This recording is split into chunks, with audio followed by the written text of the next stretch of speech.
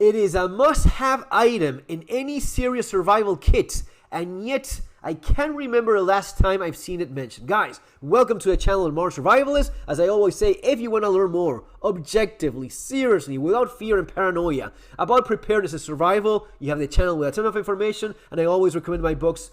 The best-selling books in Spanish, Preparedness, well, Surviving the Economic Collapse, as well as 3 Survival Skills. You, of course, have them in English, which are also, 1,200 reviews. That's always something that still surprises me after so many years.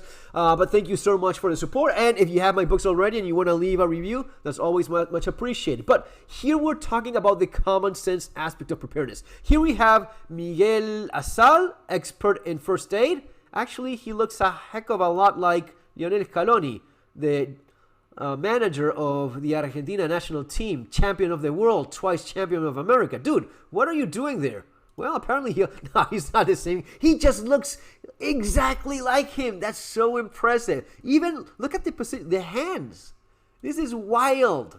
Anyway, just going back to the topic, we talk so much about things that are extremely unlikely. This is one of the aspects that I've incorporated after all of these years into my philosophy of preparedness is I prepare for the things that are inevitable in life first. Things that will happen. You will grow old. You will have stuff going on in your life like everyone else, family, work, money,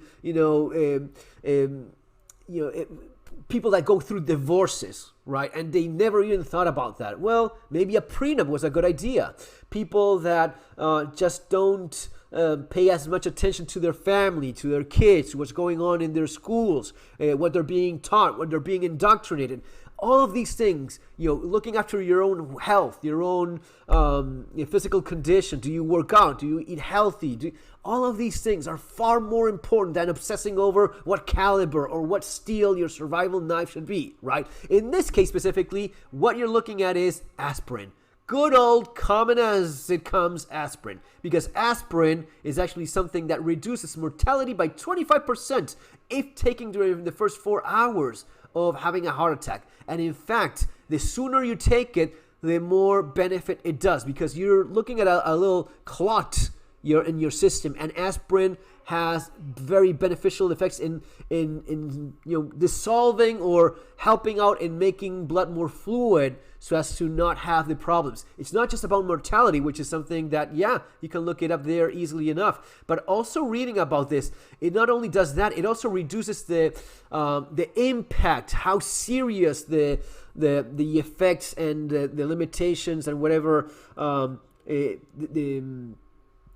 problems you end up having because of this heart attack. You end up suffering. The sooner you take aspirin, the less of an impact the heart attack will have in every possible way. So you just have to have it. I'm not saying that aspirin is a solution for everything, but 25%, that's a very nice number. I'll take it all day long.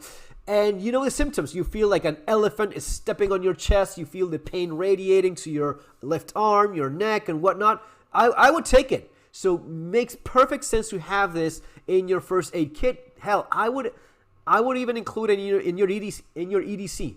If you don't have aspirin as part of your EDC, you're just not serious about this. Because if you look at main causes of premature death, right before your time, it is not zombies, it is not gunfights, it is exactly that. It is stuff like this. It's heart attacks, strokes, it's these diseases due to sedentary lifestyle, habits, diet, and whatnot. So it is extremely far more likely to save your life if you drag around a little strip of aspirins than dragging around a gun.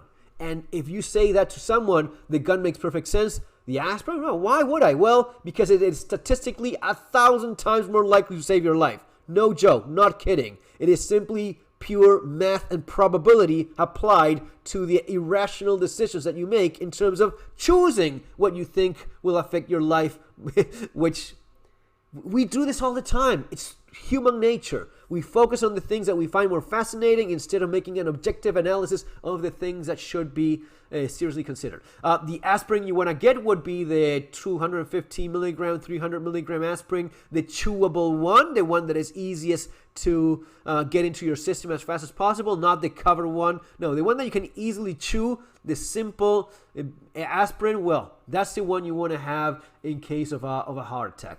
Makes perfect sense. Anyway, guys, that's going to be all for now. See you on our next video. Take care.